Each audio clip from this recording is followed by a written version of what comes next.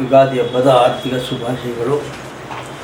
ಮತ್ತು ಈ ಹೊಸ ವರ್ಷದ ಸಂದರ್ಭದಲ್ಲಿ ಕರ್ನಾಟಕದ ಎಲ್ಲ ಜನತೆಗೂ ಯುಗಾದಿ ಹಬ್ಬದ ಆರ್ಥಿಕ ಶುಭಾಶಯಗಳು.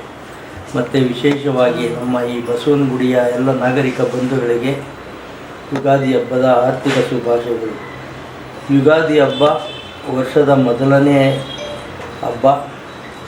ಈ ಹಬ್ಬದಲ್ಲಿ ಎಲ್ಲ ಸಿಹಿ ಕಹಿ ಎಲ್ಲವನ್ನು ಎದುರಿಸುವಂಥ ಶಕ್ತಿನ ಭಗವಂತ ಕೊಡಲಿ ಅಂತ ಎಲ್ಲರೂ ಭಗವಂತನಲ್ಲಿ ಪ್ರಾರ್ಥನೆ ಮಾಡಿ ಆದಷ್ಟು ಸಿಹಿಯನ್ನು ಕೊಟ್ಟು ಕಹಿಯನ್ನು ಕಮ್ಮಿ ಮಾಡುವಂಥ ಕೇಳ್ಕೊಳ್ಳುವಂಥ ಒಂದು ಹಬ್ಬ.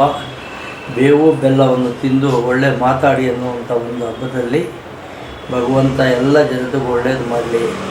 ಯಾವುದೇ ಸಮಸ್ಯೆಗಳಿಲ್ಲದೆ ಜನಗಳು ನೆಮ್ಮದಿಯಿಂದ ಜೀವನ ಮಾಡುವಂಥ ಒಂದು ಸಂದರ್ಭನ ಸೃಷ್ಟಿ ಮಾಡಲಿ ಭಗವಂತನು ಅಂತೇಳಿ ಮಕ್ಕಳಿಗೆಲ್ಲ ವಿದ್ಯಾಭ್ಯಾಸವನ್ನು ಕೊಟ್ಟು ಆರೋಗ್ಯ ಮುಕ್ತ ರಾಜ್ಯವನ್ನು ಮಾಡಿ ಸಾರ್ವಜನಿಕರು ಎಲ್ಲ ಸಮಸ್ಯೆಗಳು ಬಗೆಹರಿಲಿ, ಭಗವಂತ ಬಗೆಹರಿಸಲಿ ಅಂತೇಳಿ ಮತ್ತೊಮ್ಮೆ ನಾಡಿನ ಜನತೆಗೆ ಯುಗಾದಿ ಹಬ್ಬದ ಹಾರ್ದಿಕ ಶುಭಾಶಯಗಳು. ಸರ್, ಇವತ್ತೇನೆಲ್ಲ ಕಾರ್ಯಕ್ರಮ ಹಮ್ಮಿಕೊಂಡಿದ್ರ ಸರ್? ಇವತ್ತೇನಿಲ್ಲ, ಎಲ್ಲ ಕಡೆ ದೇವಸ್ಥಾನಗಳಲ್ಲಿ ಪೂಜೆ ಮತ್ತು ಬೇವು ಬೆಲ್ಲ ಹಂಚೋದು ಅಷ್ಟು ಮಾತ್ರ ನಾವು ಮಾಡ್ತಾಯಿದ್ದೀವಿ. ಮುಂದಿನ ಈ ಒಂದು ಚುನಾವಣೆಯಲ್ಲಿ ನಮ್ಮ ಏನು JDS ಪಕ್ಷ ಕುಮಾರಣ್ಣ ಅವರು, ದೇವೇಗೌಡರು, ಅಪ್ಪಾಜಿಯವರು ಸೇರಿ ಭಾರತೀಯ ಜನತಾ ಪಕ್ಷದ ಜೊತೆಗೆ ಮೋದಿಯವ್ರ ಜೊತೆಗೆ ಏನೊಂದು ಒಡಂಬಡಿಕೆಯನ್ನು ಮಾಡಿಕೊಂಡು ಮುಂದಿನ ಎಲ್ಲ ಚುನಾವಣೆಗಳಲ್ಲೂ JDS ಮತ್ತು BJP ಒಟ್ಟಿಗೆ ಹೋಗಬೇಕು ಅನ್ನೋ ಒಂದು ನಿರ್ಧಾರಕ್ಕೆ ಬಂದಿದ್ದಾರೆ. ನಾವು ಆ ನಿರ್ಧಾರದಂತೆ ಪಕ್ಷದ ಕೆಲಸಗಳನ್ನ ಮಾಡಿಕೊಂಡು BJP JDS ಯಾವುದು ಭೇದ ಭಾವ ಇಲ್ಲದೆ ಎಲ್ಲ ಕೆಲಸಗಳನ್ನು ಮಾಡಿಕೊಂಡು ಮೋದಿಯವ್ರನ್ನ ಮತ್ತೊಮ್ಮೆ ಪ್ರಧಾನಿ ಮಾಡಲಿಕ್ಕೆ ನಾವೆಲ್ಲ ಕಂಕಣಬದ್ಧರಾಗಿದ್ದೇವೆ ಅಂತ ಈ ಸಂದರ್ಭದಲ್ಲಿ ತಿಳಿಸ್ಲಿಕ್ಕೆ ಇಚ್ಛೆಪಡ್ತೀನಿ. ಸರ್, ಮಂಜುನಾಥ್ ಸರ್ ಬಗ್ಗೆ ಏನು ಹೇಳಕ್ಕೆ ಬಯಸ್ತೀರಾ ಸರ್?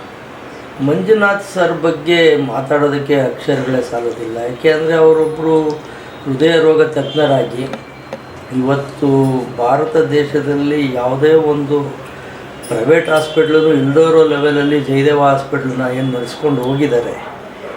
ಅಲ್ಲಿ ಎಷ್ಟು ಲಕ್ಷಾಂತರ ಜನಕ್ಕೆ ಹೃದಯ ತಪಾಸಣೆಯನ್ನು ಮಾಡಿ ಎಷ್ಟೋ ಜನಕ್ಕೆ ಲಕ್ಷಾಂತರ ಜನಕ್ಕೆ ಹೃದಯ ಉಚಿತವಾಗಿ ಚಿಕಿತ್ಸೆಯನ್ನು ಕೊಟ್ಟಿದ್ದಾರೆ. ಅವರು ನಮ್ಮ ಸಿದ್ಧಗಂಗಾ ಸ್ವಾಮಿಗಳನ್ನ ನಡೆದಾಡೋ ದೇವರು ಅಂತ ಹೇಳ್ತಾ ಇದ್ದಾರಲ್ಲ, ಅದೇ ರೀತಿ ಇವರು ಜಯದೇವ ಆಸ್ಪತ್ರೆಯ ಒಂದು ನಡೆದಾಡುವ ದೇವರು. ಇವತ್ತು ಮಂಡ್ಯ ಇರ್ಬೋದು, ರಾಮನಗರ, ಚನ್ನಪಟ್ಟಣ, ಕುಣಿಗಲ್, ಕನಕಪುರ ಎಲ್ಲೇ ಹೋದರೂ ಜನಗಳು ಅವ್ರನ್ನ ಅತ್ಯದ್ಭುತವಾಗಿ ಸ್ವಾಗತ ಮಾಡ್ತಾಯಿದ್ದಾರೆ. ವೈಯಕ್ತಿಕವಾಗಿ ಅವ್ರ ಬಗ್ಗೆ ಎಲ್ಲರಿಗೂ ಒಳ್ಳೆಯ ಅಭಿಪ್ರಾಯ ಇದೆ. ಇವತ್ತು ಮಂಜುನಾಥ್ ಅವ್ರು ಗೆದ್ದರೆ ಮುಂದಿನ ದಿನಗಳಲ್ಲಿ ಆರೋಗ್ಯ ಮಂತ್ರಿಗಳಾಗ್ತಾರೆ ಸೆಂಟ್ರಲಲ್ಲಿ. ನಮ್ಮ ರಾಜ್ಯಕ್ಕೆ ನಮಗೆಲ್ಲ ಒಂದು ಉಚಿತವಾಗಿ ಒಳ್ಳೆಯ ಎಲ್ಲ ಚಿಕಿತ್ಸೆ ಸಿಗುತ್ತೆ ಅನ್ನೋ ಒಂದು ಭರವಸೆ ಮೇಲೆ ಜನಗಳು ಅವ್ರನ್ನ ಭರವಸೆ ಇಟ್ಟಿದ್ದಾರೆ. ಮಂಜುನಾಥ್ರವ್ರು ಯಾವುದೇ ಕಾರಣಕ್ಕೂ ಆ ಭರವಸೆನ ಹುಸಿ ಮಾಡಲ್ಲ ಅನ್ನೋ ನಂಬಿಕೆ ನಮಗೂ ಇದೆ. ಭಗವಂತ ಅವ್ರಿಗೆ ಒಳ್ಳೇದು ಮಾಡಲಿ. ನಮ್ಮ ಕುಮಾರಣ್ಣವರು ಈ ಬಾರಿ ಮಂಡ್ಯದಲ್ಲಿ ಏನು ಸ್ಪರ್ಧೆ ಮಾಡಿದ್ದಾರೆ, ಅವರು ಅತ್ಯಧಿಕ ಮತಗಳಿಂದ ಜಯಶೀಲರಾಗಲಿ. ನಮ್ಮ JDS ಪಕ್ಷ ಮತ್ತು BJP ಕನಿಷ್ಠ ಒಂದು 20 ಸ್ಥಾನಗಳಲ್ಲಿ ಗೆದ್ದು ಮೋದಿಯವರ ಕೈನ ಬಲಪಡಿಸುತ್ತೆ ಈ ಸರಿ ರಾಜ್ಯದಲ್ಲಿ ಅಂತ ನಾನು ಹೇಳಲಿಕ್ಕೆ ಇಷ್ಟಪಡ್ತೀನಿ. ಸರ್, ನಿಮ್ಮ ಕ್ಷೇತ್ರದಲ್ಲಿ ಯಾವ ರೀತಿ ನೀವು ಕೆಲಸ ಮಾಡ್ತಾ ಇದ್ದೀರಾ? ನಮ್ಮ ಕ್ಷೇತ್ರದಲ್ಲಿ ಪ್ರತಿಯೊಂದು ಮನೆಗೂ ಮನೆ ನಾಮಿನೇಷನ್ ಆಗಿದೆ. ಇವತ್ತು ನಾಳೆ ಹಬ್ಬ ಇರೋದ್ರಿಂದ ಸ್ವಲ್ಪ ಕಡಿಮೆ ಇದೆ. ಗುರುವಾರದಿಂದ ಪ್ರತಿಯೊಂದು ಮನೆಗೂ ಹೋಗಿ ಪ್ರಚಾರವನ್ನು ಮಾಡಿ ದೇವೇಗೌಡರು ಮಾಡಿರುವಂಥ ಕೆಲಸಗಳು, ಕುಮಾರಣ್ಣವ್ರು ಮಾಡಿರುವಂಥ ಕೆಲಸಗಳು, ಮೋದಿಯವರು ಮಾಡ್ತಾ ಇರುವಂಥ ಕೆಲಸಗಳು ಇವನ್ನೆಲ್ಲ ಸಾರ್ವಜನಿಕರಿಗೆ ತಿಳಿಸಿ ಇವತ್ತು ಏನು ಬಿಟ್ಟಿ ಭಾಗ್ಯಗಳು ಏನು ಬಂದಿದೆ ಆ ಭಾಗ್ಯಗಳಿಂದ ಯಾವುದೇ ಜನಗೆ ಯಾವುದೂ ಅನುಕೂಲ ಆಗ್ತಾಯಿಲ್ಲ. ಇವತ್ತು ಜನಗಳು ಸೋಂಬೇರಿಗಳಾಗ್ತಾಯಿದ್ದಾರೆ. ರೈತರಿಗೆ, ಜನಗಳಿಗೆ ಕುಡಿಯೋಕ್ಕೆ ನೀರಿಲ್ಲ, ತಮಗೆಲ್ಲ ಗೊತ್ತಿದೆ. ಯಾವುದೇ ಒಂದು ಅಭಿವೃದ್ಧಿ ಕೆಲಸಗಳು ಯಾವುದು ಒಂದು ನಡೀತಾ ಇಲ್ಲ. ಒಂದು ಅಭಿವೃದ್ಧಿ ಕೆಲಸ ಎಲ್ಲನೂ ಆಗಿದೆ ತೋರಿಸಿ. ಒಂದು ಸಣ್ಣ ರೋಡು ಮೋರಿ ರಿಪೇರಿ ಆಗ್ತಾಯಿಲ್ಲ. ಅಂಥ ಪರಿಸ್ಥಿತಿಯಲ್ಲಿ ನೀವು ಬಿಟ್ಟಿ ಕೊಡೋ ಬದಲು ಎಲ್ಲ ಜನತೆಗೂ ಒಂದು ಕನಿಷ್ಠ ದರದಲ್ಲಿ ಒಂದು ರಿಯಾಯಿತಿ ದರದಲ್ಲಿ ಕೊಟ್ಕೊಂಡು ಹೋದರೆ ಎಲ್ಲ ಜನನೂ ಬದುಕ್ತಾರೆ. ಜನಗಳಿಗೆ ಇವತ್ತೇನು ಬೇಕಾಗಿರೋದು ಕುಡಿಯೋದಕ್ಕೆ ನೀರು, ವಿದ್ಯುತ್ ಶಕ್ತಿ, ಉತ್ತಮವಾದ ರಸ್ತೆ, ಇಷ್ಟನ್ನು ಮೂಲಭೂತ ಸೌಕರ್ಯಗಳನ್ನ ಜನಗಳು ಕೇಳ್ತಾರೆ. ರೈತಾಪಿ ವರ್ಗದಲ್ಲಿ ಇವತ್ತು ಅವರ ಜಾನುವಾರುಗಳನ್ನ ಸಾಕೋದಕ್ಕಾಗ್ತಾಯಿಲ್ಲ, ಕುಡಿಯೋಕ್ಕೆ ನೀರಿಲ್ಲ, ದನಗಳನ್ನೆಲ್ಲ ಮಾರ್ತಾ ಇದ್ದಾರೆ, ಕುರಿಗಳನ್ನೆಲ್ಲ ಮಾರ್ತಾ ಇದ್ದಾರೆ. ಅವ್ರಿಗೂ ಕುಡಿಯೋಕ್ಕೆ ನೀರಿಲ್ಲದೆ ಕಿಲೋಮೀಟ್ರ್ ಗಟ್ಟಲೆ ಹೋಗಿ ಬಿಂದಿಗೆನಲ್ಲಿ ಎತ್ಕೊಂಡ್ಬರ್ತಾ ಇದ್ದಾರೆ. ಇದನ್ನೆಲ್ಲ ಸರ್ಕಾರ ಸರಿ ಮಾಡಬೇಕಾದಂಥ ಸಂದರ್ಭದಲ್ಲಿ ನಾವೆಲ್ಲ ಬಿಟ್ಟು ಕೊಟ್ಟಿದ್ದೀವಿ, ಇನ್ನೂ ಬಿಟ್ಟು ಕೊಡ್ತೀವಿ ಅಂತ ಹೇಳ್ಕೊಂಡು ಸಾರ್ವಜನಿಕರನ್ನ ವಂಚನೆ ಮಾಡ್ತಾ ಇದ್ದಾರೆ ಅಂತ ಈ ಸಂದರ್ಭದಲ್ಲಿ ಕೇಳಿ ಇಷ್ಟಪಡ್ತೀನಿ. ಸರ್, ನಮ್ಮ ಮಂಡ್ಯ ಕರ್ನಾಟಕ ಕ್ಷೇತ್ರದ ಜನಕ್ಕೆ ಏನು ಹೇಳ್ತೀರಾ? ಮಂಡ್ಯ ಕ್ಷೇತ್ರದ ಜನ ಅತಿ ಪ್ರಬುದ್ಧ ಜನ. ಕಳೆದ ಬಾರಿ ಯಾವುದೋ ಒಂದು